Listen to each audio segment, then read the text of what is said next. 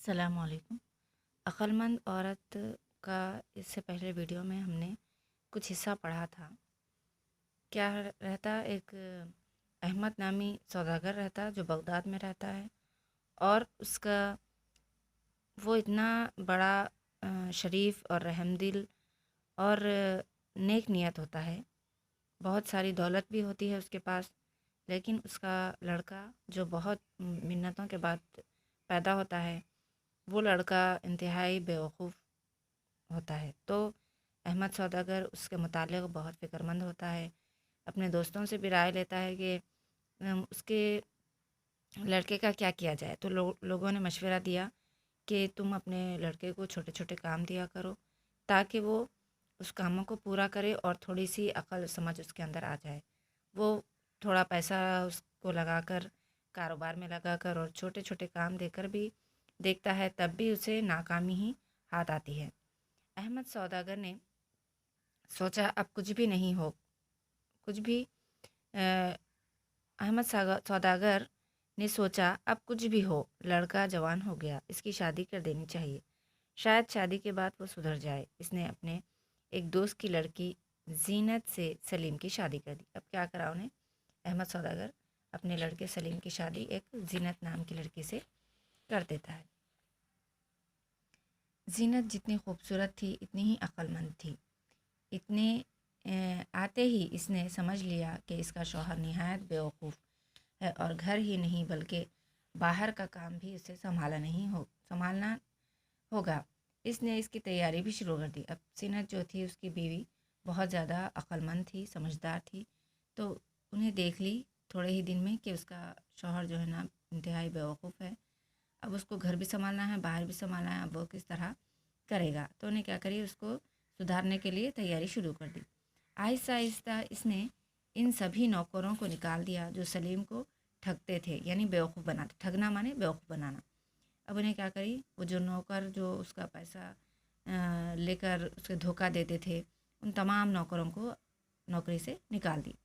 پھر اس کے دوستوں کو بھی نکالا۔ اب اس کے دوستوں سے بھی اس کو آزاد کروا دی کہ زیادہ دوست تمہارے نہیں ہونے چاہیے، لیکن اس سے بھی کوئی خاص فائدہ نہیں ہوا۔ سلیم نے جو کام شروع کیا اس میں گھاٹا ہوا۔ اب جو کاروبار اس کو اس کے والد نے لگا کر دیا تھا اس میں اس کو نقصان ہونے لگا، گھاٹا مانے نقصان۔ اسی درمیان احمد سوداگر بھی مر گیا۔ اب احمد سوداگر بھی جو ہے نا بوڑھا ہو گیا تھا اور وہ مر گیا۔ پھر کیا تھا، شہر کے سارے ٹھگ اور بدماش سلیم سے دوستی کی غرض سے دوڑنے لگے۔ اب اس کے والد کا انتقال ہوتے ہی اب سارے جو ہے نا ٹھگوں کو یعنی بدماشوں کو موقع مل گیا کہ اب والد نہیں ہیں، تو اب اس کے اوپر جو ہے نا اس کو اور بیوقوف بنایا جا سکتا ہے، اور اسے نئے نئے کاروبار کرنے کی صلاح دینے لگے۔ سلیم بھی سب کی رائے کے مطابق کاروبار کرنے کے بارے میں سوچنے لگا۔ اب سلیم کیا کرا، اپنے دوستوں کی باتوں میں آ کے نئے نئے کاروبار سوچنے کا اس کو دماغ میں آنے لگا۔ اس کی بیوی نے صاف صاف کہہ دیا کہ کسی قسم کا کاروبار کرنے کے لیے ایک پیسہ بھی نہیں دے گی۔ اب سلیم کی بیوی کیا کری، پورا پیسہ اپنے پاس رکھی اور بولی کہ کاروبار کرنے کے لیے میں تم کو پیسہ نہیں دے سکتی۔ سلیم چپ رہا۔ چالاک اور ٹھگ جو اس وقت اس کے دوست بن گئے تھے کہنے لگے، یہ تو بڑے شرم کی بات ہے کہ تم کوئی کام نہ کرو اور تمہاری بیوی سارا کام کرے، ساری دنیا میں یہ بات مشہور ہو جائے گی کہ تم کسی کو منہ دکھانے کے لائق نہیں رہو گے۔ اب اس کے دوست بول رہے ہیں کہ عجب بات ہے کہ تمہاری بیوی تم کو پیسہ نہیں دیتی، ایسا ہو سکتا کیا، تم کاروبار نہیں کر سکتے، تم ایک آدمی ہو اور وہ عورت ہو کے کاروبار کرے گی، یہ بہت شرمندگی کی بات ہے تمہارے لیے، بلکہ اس کو اچکانے لگے، اس کو بیوقوف بنانے لگے۔ یہ بات سلیم کی سمجھ میں آئی اور اس نے بیوی سے جا کر کہا اور بہت سارا روپیہ کاروبار کرنے کے لیے مانگا۔ اب انہیں بیوی کو جا کے بولا، تم ایسا کیسا کر سکتے، میں آدمی ہوں، میرے ہاتھ میں پیسہ ہونا چاہیے، تم جو ہے نا مجھے پیسہ دے دو اور کاروبار کرنے کے لیے میرے کو جو ہے نا بھاری رقم کی ضرورت ہے۔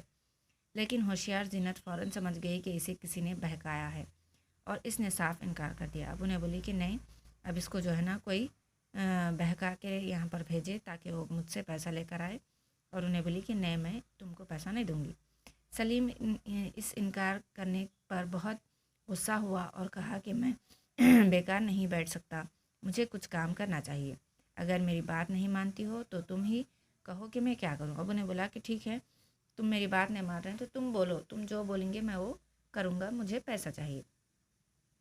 जीनत ने हंसते हुए कहा कि तुम काम करना ही चाहते हो तो एक गधा खरीद लाओ, इसे पालो, फिर बेच डालो, कुछ फ़ायदा ही हो जाएगा।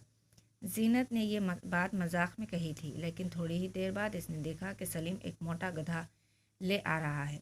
इसने अपनी बीवी को देखते ही कहा, देखो कितना अच्छा गधा लाया हूँ।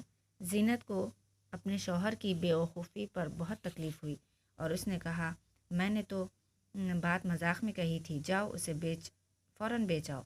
अब उन्हें बोलती कि ठीक है, तुम एक गधा लेके आओ, बोल के मजाक में ऐसा बोली तो उन्हें क्या करता, सही भी जाके एक गधा लेकर आता। अब जीनत को उन्हें अपनी शौहर की बेवकूफ़ी के ऊपर बहुत ज़्यादा तकलीफ़ होती, तो उन्हें बोलती कि अरे गधा क्यों लेके आया, मैं तो मजाक में बोली थी, जाओ उसके फ़ौरन बेच कर आओ, बोल के उन्हें अपने शौहर को हुक्म देती।